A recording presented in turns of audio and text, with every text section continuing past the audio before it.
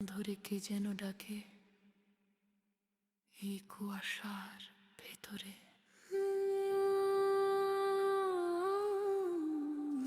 নমস্কার।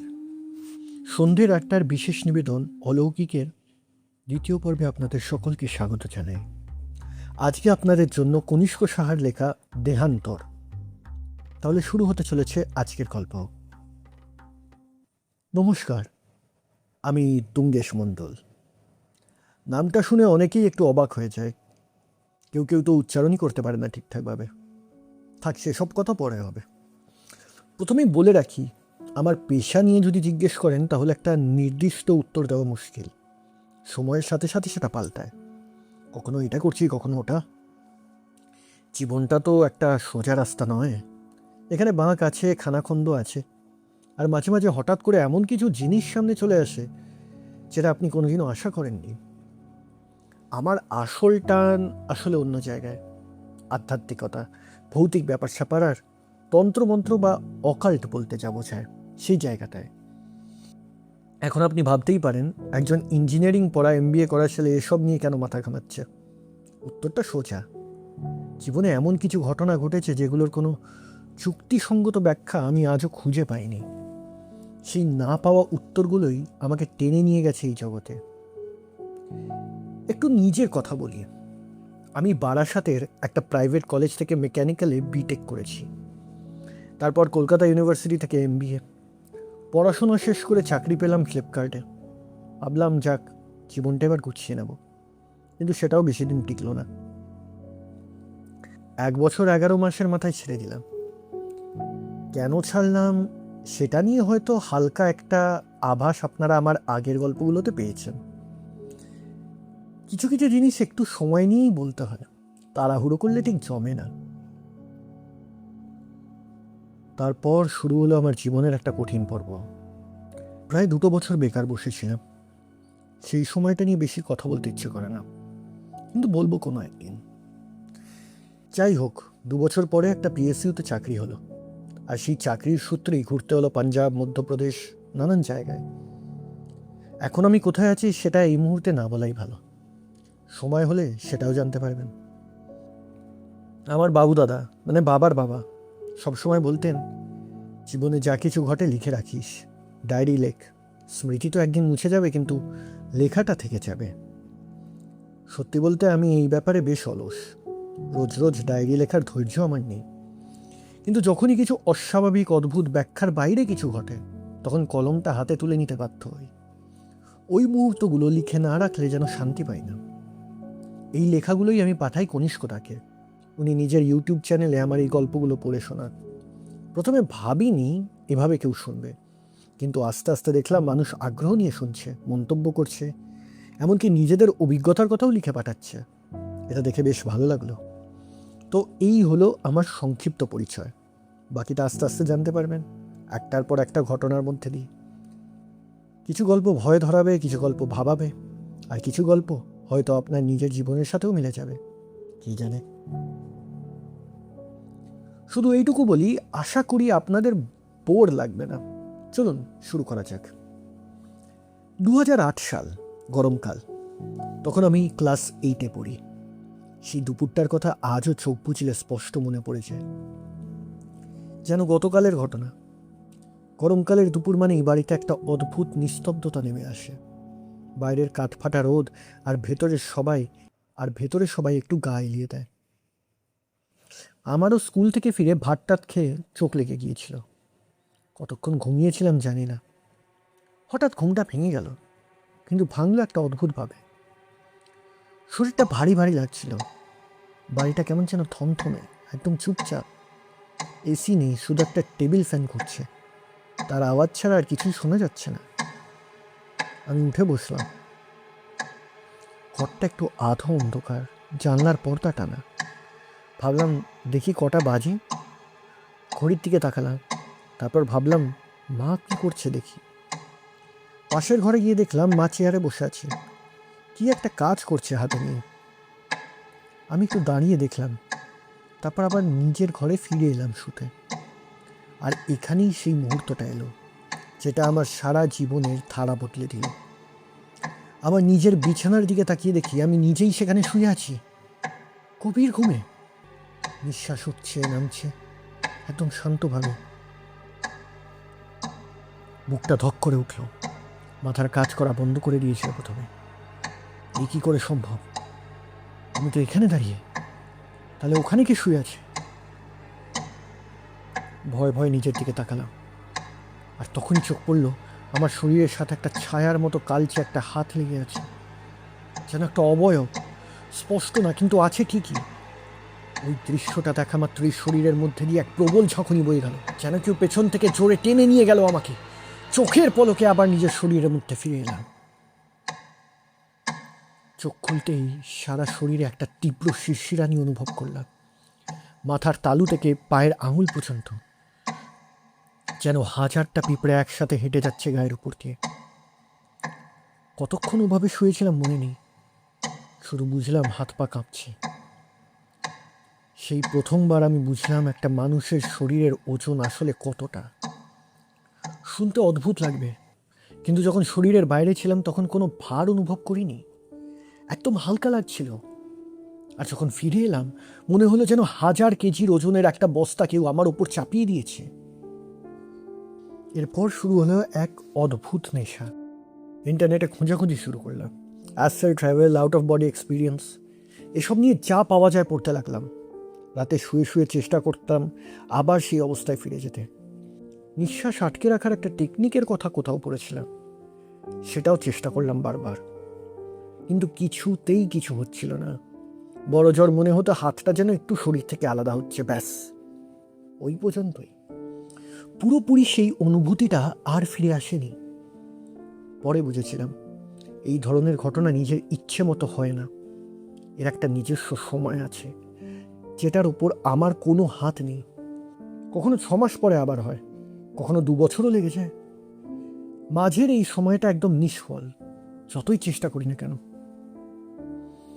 সেই দুপুরের ঘটনার পর থেকেই আসলে ওই জগতের প্রতি আমার টান শুরু হয়েছিল। বলতে পারেন ওটাই ছিল আমার প্রথম দরজা। আসলে ব্যাপারটা এমন না যে চাইলাম আর হয়ে গেল, এর কোনো সুইচ নেই যে টিপে দিলাম আর আলো জ্বলে উঠল।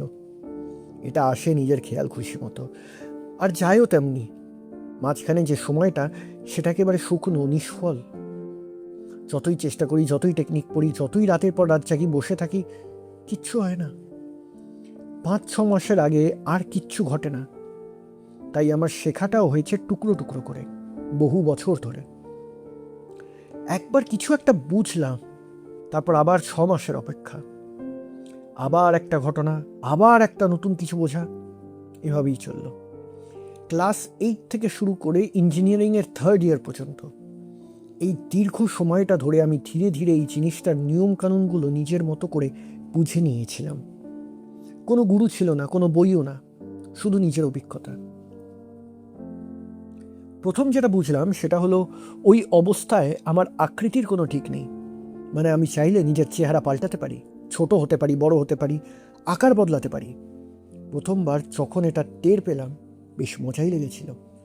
মনে হচ্ছিল যেন ধোঁয়ার মতো কিছু একটা হয়ে গেছি, যে যা খুশি হতে পারে। কিন্তু তারপরেই ধাক্কাটা খেলাম। একদিন ভাবলাম দেওয়ালের ভেতর দিয়ে বেরিয়ে যাই। সিনেমায় তো দেখেছি ভূত প্রেতেরা দিব্যি দেওয়াল ভেদ করে চলে যাচ্ছে। চেষ্টা করলাম, আর সঙ্গে সঙ্গে বুঝলাম ব্যাপারটা মোটেও অত সহজ নয়। ওইটুকু করতে গিয়েই যে পরিমাণ শক্তি খরচ হলো তাতে মুহূর্তের মধ্যে একটা প্রচণ্ড টান অনুভব করলাম, আর ঝপ করে নিজের শরীরে ফিরে এলাম। সেই একই শিরশিরানি, সেই একই ভার। আরেকবার চেষ্টা করেছিলাম টেবিলের ওপর রাখা একটা কাগজ সরাতে। ভেবেছিলাম কাগজটা কত হালকা জিনিস, এইটুকু নিশ্চয়ই পারবো।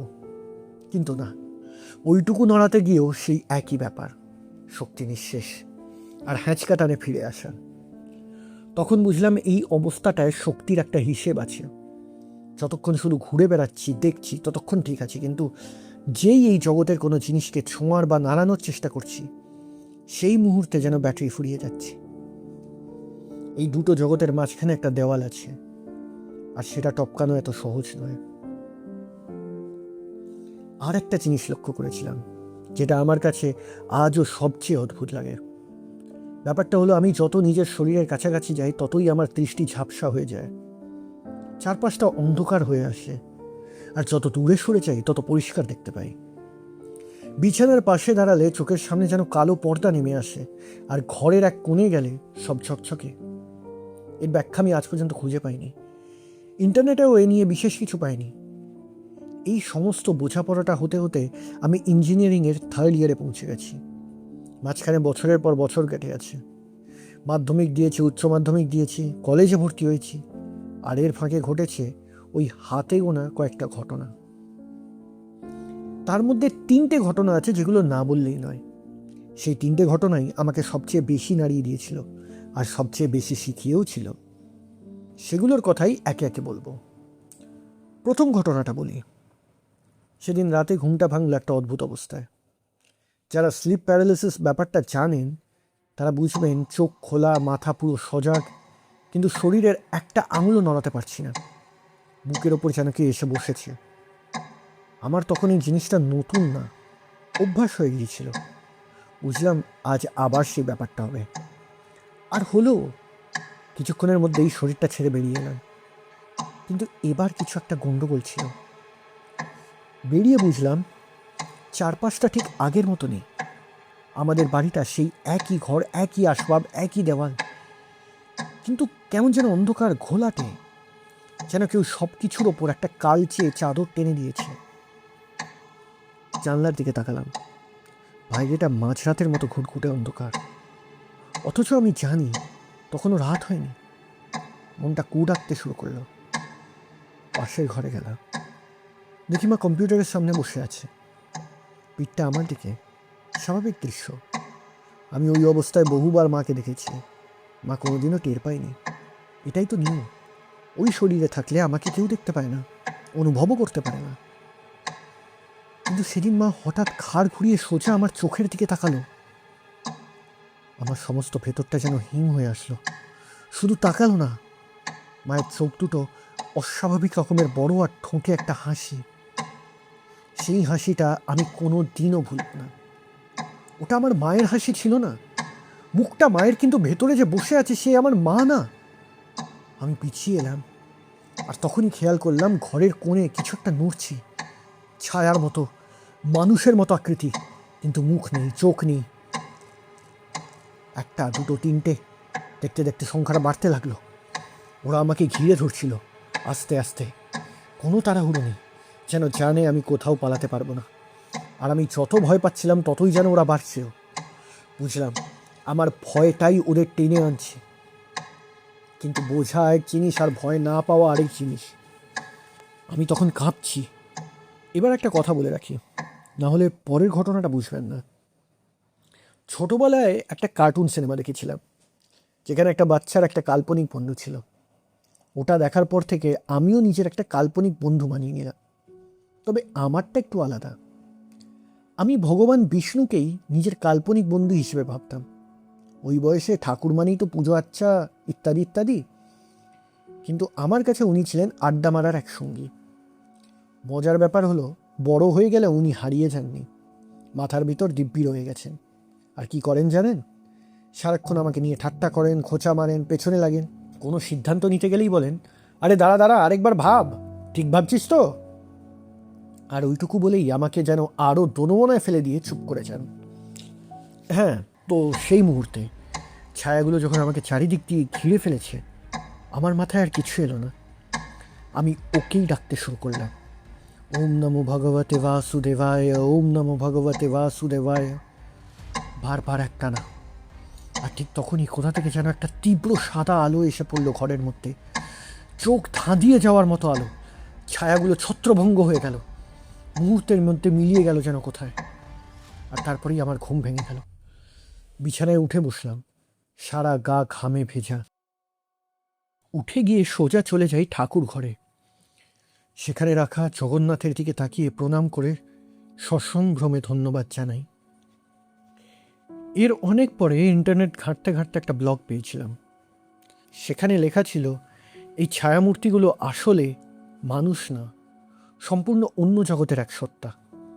ওরা নেগেটিভ আবেগের টানে আসে, ভয়, রাগ, হতাশা। আর ওই সাদা আলোর সত্তারাও মানুষ নয়, ওরাও পথহারা আত্মাদের পথ দেখায় আর ছায়াদের নিয়ন্ত্রণে রাখে। বেগুনি রঙের সত্তাদের কথাও লেখা ছিল, ওরা রূপ বদলাতে পারে, আপনার কাছের কারোর চেহারা নিয়ে সামনে এসে দাঁড়াবে।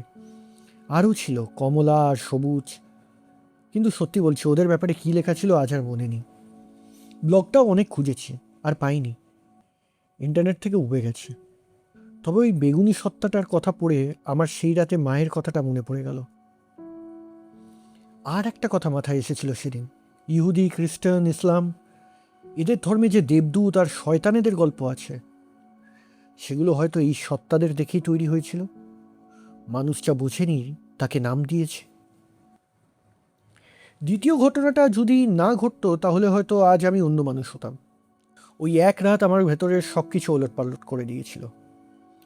ততদিনে আমি এই ব্যাপারটা নিয়ে অনেক ঘাঁটাঘাঁটি করে ফেলেছি, কিন্তু একটা জিনিস আমাকে খুব ভাবাতো, আমি বেশি দূর যেতে পারতাম না।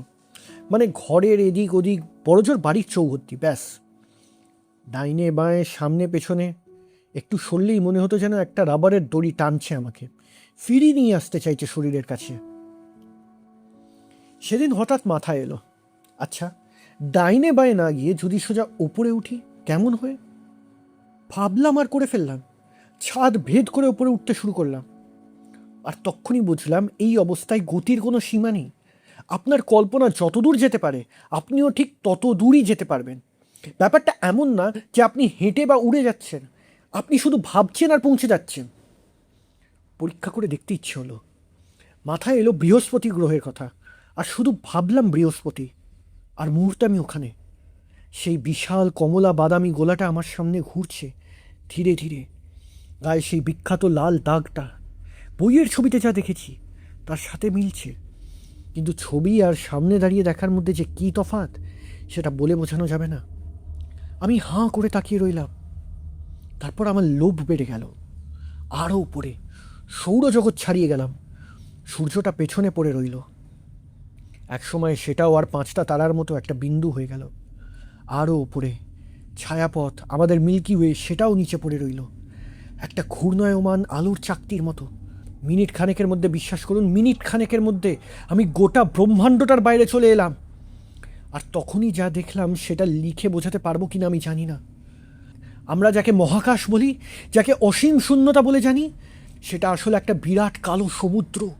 আর সেই সমুদ্রের ওপর ভেসে আছে অসংখ্য ব্রহ্মাণ্ড, একটা না, দুটো না, অগণিত।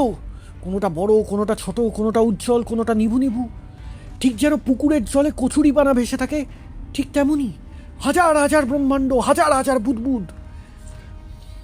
আমার তখন এতটুকুও ভয় লাগছিল না, শুধু একটা অদ্ভুত টান, আরও দেখবার লোভ। আমি আরও ওপরে উঠলাম, সমুদ্রের জল ভেদ করে মাথাটা যেন বাইরে বেরিয়ে এলো। আর ওপরে ওপরে একটা আকাশ, হলদেটে সাদা রঙের নরম আলোয় ভরা, এমন আলো যা চোখে লাগে না বরং শান্তি দেয়। আর সেই আকাশের বুক চিরে উড়ে যাচ্ছে বিশাল বিশাল সব বাজ পাখি, এত বড় যে তাদের একটা ডানার মাপ হয়তো আমাদের একটা গোটা শহরের সমান। সবাই একই দিকে যাচ্ছে, দূরে একটা আলোয় ঝলমলে দ্বীপের দিকে। আমি তখন অর্ধেক সমুদ্রে ডোবা, অর্ধেক বাইরে। এই দৃশ্য দেখে আমি ভাষা হারিয়ে ফেলেছিলাম। তারপর একটা ঈগল আমার দিকে ঘুরে এলো। কাছে আসতেই দেখলাম ওই ঈগলের পিঠে কেউ বসে আছে, একটা নীলচে রঙের সত্তা, 4টে হাত। আর তখন খেয়াল করলাম প্রত্যেকটা ঈগলের পিঠেই একজন এরকম বসে আছে। সবাই একই রকম দেখতে, কিন্তু কিছু আলাদা। দেখতে ঠিক যেন আমাদের ঘরের ক্যালেন্ডারে ছাপা বিষ্ণুর ছবির মতো। সেই নীল গায়ের রং, সেই 4টে হাত, সেই ভঙ্গি। কিন্তু আমি জানতাম ওটা বিষ্ণু নয়। কিভাবে জানতাম জিজ্ঞেস করবেন না, উত্তর দিতে পারবো না। শুধু ভেতর থেকে একটা কণ্ঠস্বর বলছিল, না, ইনি সে নন, ইনি অন্য কেউ, এরা অন্য জাতের কেউ। সত্তাটা আমার একদম সামনে এসে থামলো, তারপর আমার দিকে তাকালো, চোখে মুখে একরাশ বিস্ময় আর প্রশ্ন। তারপর বলল, তুমি এখানে কি করছো? তোমার তো এখানে থাকার কথা নয়, এখন তো নয়। ব্যাস এইটুকুই, আর একটা কথাও না। তারপর হাত বাড়িয়ে আমাকে ঠেলে দিল আবার সেই কালো সমুদ্রের মধ্যে। আমি পড়তে লাগলাম, পড়ছি তো পড়ছি, ব্রহ্মাণ্ডগুলো পাশ দিয়ে সরে যাচ্ছে, ছায়াপথ পেরোলাম, সৌরজগৎ পেরোলাম, তারপর একটা প্রচণ্ড ঝাঁকুনি, আর চোখ খুলে রেখে আমি নিজের বিছানায়। মাথার ওপর সিলিং ফ্যানটা ঘুরছে, বাইরে পড়ন্ত বিকেলের আলো। শরীরটা এত ভারী লাগছিল যে উঠে বসতে পারছিলাম না অনেকক্ষণ। এরপর আবার 6 মাসের বিরতি, আবার সেই শুকনো সময়। যতই চেষ্টা করি কিছুতেই কিছু হয় না, কিন্তু ওই 6 মাস আমার মাথায় শুধু একটাই কথা ঘুরতো, আজ এত বছর পরেও আমি জানি না আমি আসলে কি, কোথা থেকে এসেছি, ওই বিষ্ণুর মতো দেখতে সত্তাগুলো কারা, ওই ঝলমলে দ্বীপটাই বা কি, ওখানে ওরা কিসের টানে যাচ্ছিল। আর সবচেয়ে বড় প্রশ্ন, এখন নয় মানে কি? এখন নয় তাহলে কখন? তার মানে কি একদিন আমার ওখানে যাওয়ার কথা আছে, কোনো এক ভবিষ্যতে? নাকি ওটা শুধু আমাকে ফিরিয়ে দেওয়ার একটা ছুতো ছিল? এই প্রশ্নগুলোর উত্তর আমার কাছে নেই, সময় হয়তো একদিন বলে দেবে। তৃতীয় ঘটনাটা একটু লম্বা, একদমই বলা যাবে না, তাই ভেঙে ভেঙে বলবো। সেবার আবার উপরে উঠেছিলাম, আগের বারের ধাক্কাটা তখনও ভুলিনি, তাই ঠিক করেছিলাম এবার আর অত দূর যাব না। কিন্তু কী যে হলো, উঠতে উঠতে হঠাৎ একটা জায়গায় গিয়ে ঠেকে গেলাম। কিভাবে বোঝাই জিনিসটা? মনে করুন গোটা ব্রহ্মাণ্ডটা একটা বিরাট শরীর, আর সেই শরীরের ঠিক মাঝখান দিয়ে একটা মেরুদণ্ড চলে গেছে। ওপর থেকে নিচ পর্যন্ত শুরু নেই, শেষ নেই।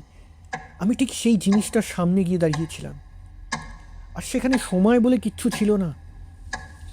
এই কথাটা লিখতে গিয়ে আমি নিজেই আটকে যাচ্ছি, কারণ আমাদের ভাষায় এর কোনো শব্দ নেই। আমরা তো জানি আগে, তারপর, পরে, একটার পর একটা, কিন্তু ওখানে সব কিছু একসাথে, সব। আমি দেখলাম পৃথিবীর জন্ম হচ্ছে, একই মুহূর্তে দেখলাম যুদ্ধ হচ্ছে, কোন যুদ্ধ জানি না, তলোয়ার আর ধুলো। একই মুহূর্তে দেখলাম একটা বাচ্চা জন্মাচ্ছে, একজন বুড়ো মরে যাচ্ছে, একটা শহর গড়ে উঠছে, একটা শহর ভেঙে পড়ছে। যা হয়ে গেছে, যা হচ্ছে আর যা হবে, সব একসাথে একটা বিশাল কাঠামোর মধ্যে সাজানো। শুধু তাই না, যেটা হয়নি কিন্তু হতে পারতো সেটাও ছিল। একটা ঘটনার পাশে তার হাজারটা অন্য সম্ভাবনা। যেন গাছের ডালপালা, যে রাস্তায় আমরা যাইনি সেই রাস্তাগুলো ওখানে সমান জানতো। আমার মাথাটা ধরে এলো। সত্যি বলছি, মাথা বলে যদি কিছু থাকে ওই অবস্থায়, সেটা ফেটে যাওয়ার জোগাড় হয়েছিল। মানুষের মগজ এতটা একসাথে নেওয়ার জন্য তৈরি না। আমি বুঝতে চাইছিলাম, ধরতে চাইছিলাম কিছু একটা, কিন্তু জিনিসটা এত বিশাল যে যেদিকেই তাকাই শুধু আরও আরও আরও। আর ঠিক তখনই একটা টান পড়ল, শক্তি ফুরিয়ে আসছিল। আমি টের পাচ্ছিলাম ভেতরটা যেন খালি হয়ে যাচ্ছে, প্রদীপের তেল শেষ হয়ে আসার মতো। আর এটাই ওই জগতের সবচেয়ে বড় নিয়ম, যেটা আমি অনেক পরে বুঝেছি। আপনি যতই যান, যতই দূরে যান, আপনার সুতোটা কিন্তু ওই শরীরের সাথেই বাঁধা, আর সেই সুতো বেশিক্ষণ আলগা থাকতে পারে না, থাকলেই বিপদ। কী বিপদ সেটা আমি জানতে চাইনি কোনোদিন, তাই বাধ্য হয়ে ফিরতে হলো, যেন কেউ ঘাড় ধরে টেনে নামালো। চোখ খুলে দেখি ঘরের সেই চেনা সিলিং, কিন্তু সেদিন ফেরার পর অনেকক্ষণ কিছু বলতে পারিনি। বুকের ভেতরটা কেমন খালি খালি লাগছিল। আমি ওখানে যা দেখলাম তার হয়তো 1%ও বুঝিনি, কিন্তু ওইটুকুই আমার জন্য যথেষ্ট ছিল। এবার একটু মাটিতে নামি, কারণ এই অধ্যায়টা কোনো অলৌকিক ঘটনার নয়। এটা একটা 21 বছর বয়সের ছেলের গাধামির গল্প। আর সত্যি বলতে ওই সময় যা যা কষ্ট পেয়েছি তার সাথে এই ছায়ামূর্তিগুলোর ভয়ে কোনো তুলনাই হয় না। ভূতের ভয়ে এক রাতেই কেটে যায়, এটা কাটতে বছর লেগেছিল। তখন আমি ইঞ্জিনিয়ারিংয়ের 3rd ইয়ারে। এই ব্যাপারগুলো তখন অনেক কমে এসেছে। মাসের পর মাস কিচ্ছু হয় না, পড়াশোনা, প্র্যাকটিক্যাল, খাতা জমা দেওয়ার তারা, এইসবের মধ্যেই দিন কাটছিল। আর ঠিক তখনই শ্রেয়ার সাথে আলাপ। শ্রেয়া মুখার্জি ল ডিপার্টমেন্টের নতুন ভর্তি হয়েছিল। মেয়েটার মধ্যে একটা জিনিস ছিল, ঢুকলেই গোটা ঘরটা কেমন যেন জল জল করে উঠত। এমন না যে সিনেমার নায়িকার মতো সুন্দরী, কিন্তু কিন্তু ওই হাসি, ওই কথা বলার ভঙ্গি, ওই এনার্জি, লোকজন এমনি ওর দিকে ঘুরে থাকাতো। আর সেই মেয়েটা কিনা আমার সাথে ঘন্টার পর ঘন্টা কথা বলতো। এবার একটা কথা পরিষ্কার করে বলি, আমি দেখতে খুবই সাধারণ, এটা আমি নিজেও জানি। আয়নার সামনে দাঁড়ালে প্রতিদিনই মনে করিয়ে দেওয়া হয়। ছোট থেকে এমন কোনো অভিজ্ঞতা ছিল না যেখানে কিনা কেউ আমাকে বেছে নিয়েছে। ক্লাসে, বন্ধুদের দলে আমি সবসময় পিছিয়ে পড়া পাবলিক ছিলাম। দুর্গাপুজোতেও আমাকে ডাকা হতো, কিন্তু তারপর আমি কোথায় হারিয়ে গেলাম কেউ খুঁজতেও আসতো না। তাই যখন শ্রেয়া আমার পাশে এসে বসতো, আমার সাথে গল্প করতো, আমার কথা মন দিয়ে শুনতো, জীবনে প্রথমবার মনে হলো আমাকে কেউ বেছে নিয়েছে। জীবনে প্রথমবার মনে হলো আমি কারোর কাছে বিশেষ কিছু। সেই অনুভূতিটা এমন নেশার মতো যে একবার ধরলে আর ছাড়ে না। আমরা ফোনে রাত 2-3টে পর্যন্ত কথা বলতাম। ও ওর বাড়ির কথা বলতো, আমি আমার। ও রাগ করলে আমি মানাতাম, আমার মন খারাপ হলে ও ফোন করতো। বন্ধুরা ঠাট্টা করতো, কিরে লাইন টাইন চলছে নাকি? আমি হাসতাম, কিছু বলতাম না, কিন্তু ভেতরে ভেতরে ভালোই লাগতো। আর এখানেই আমি একটা ছোট্ট ভুল করেছিলাম। মনে মনে নিজের আর শ্রেয়ার একটা সুন্দর ভবিষ্যৎ কল্পনা করতে শুরু করেছিলাম।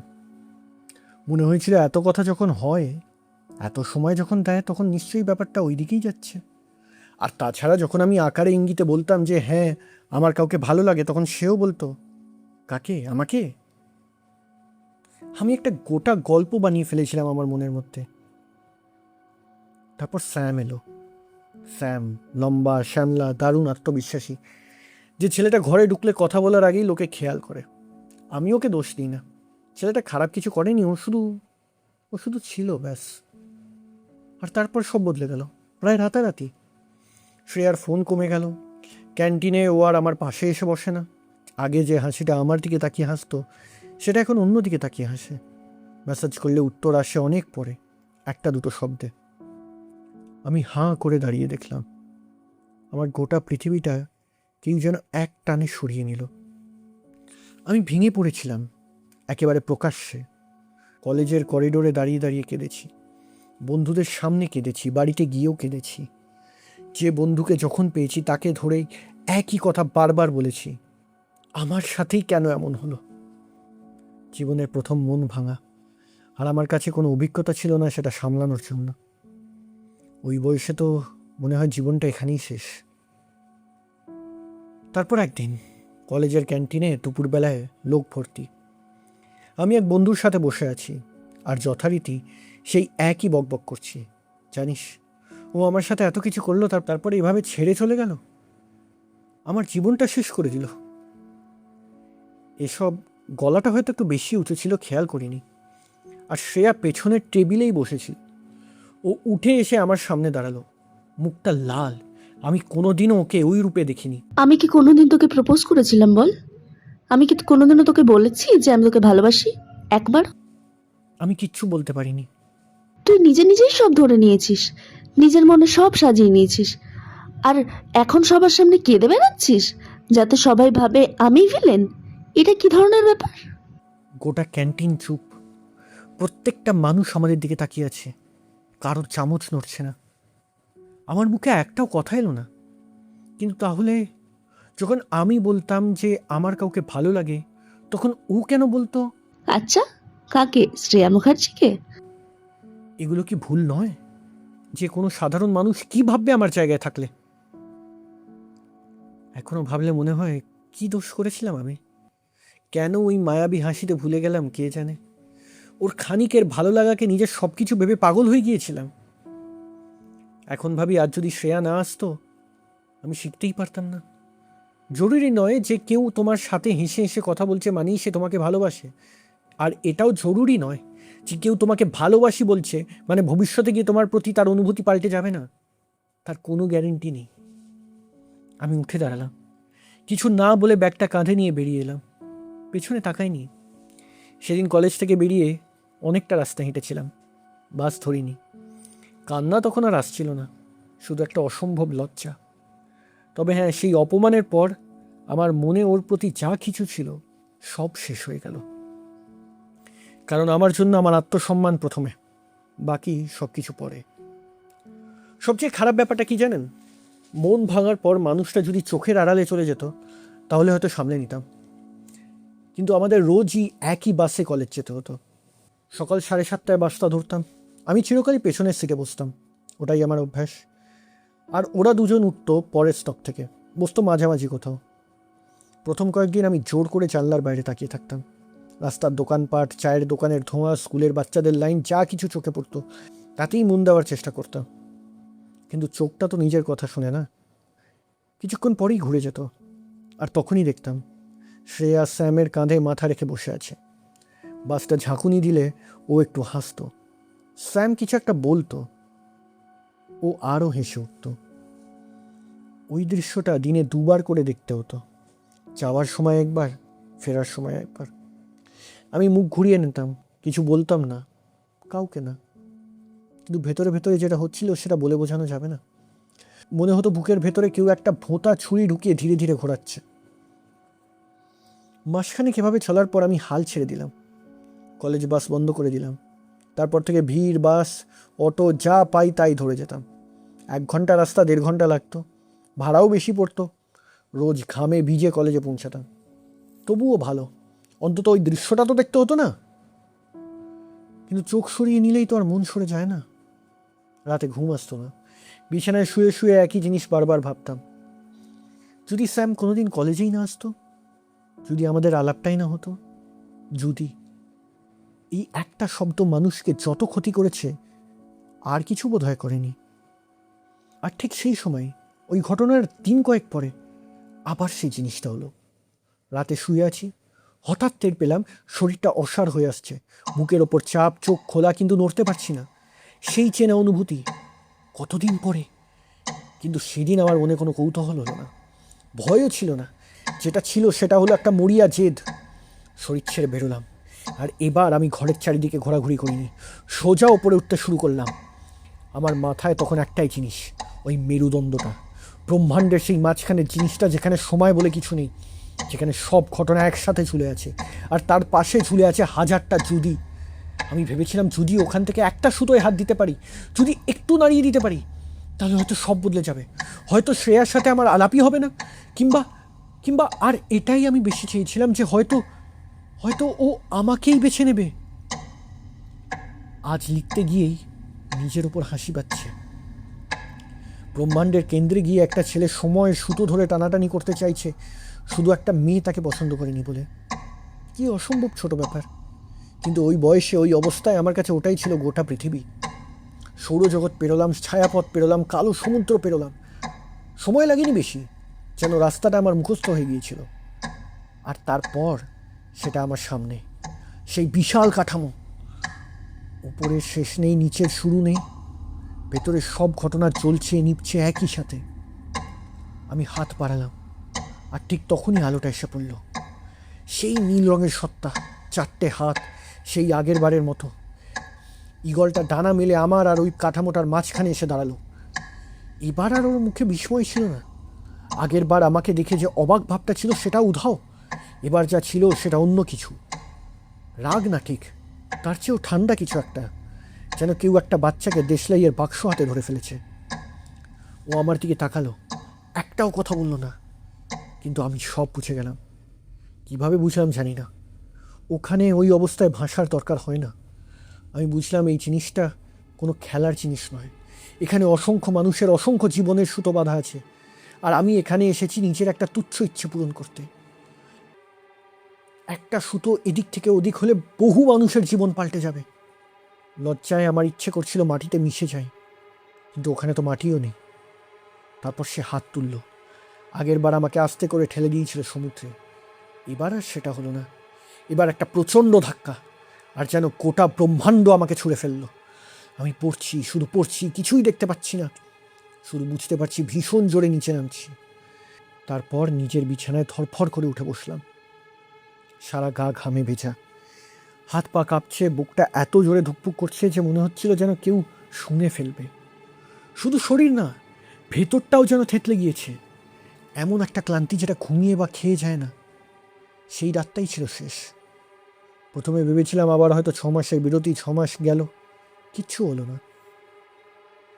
1 বছর গেল, 2 বছর গেল, যা যা জানতাম সব চেষ্টা করেছি। নিঃশ্বাস আটকানো,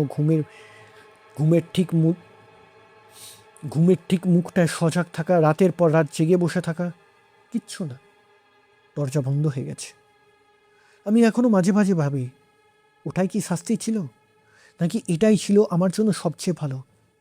উত্তরটা আমি আজও জানি না।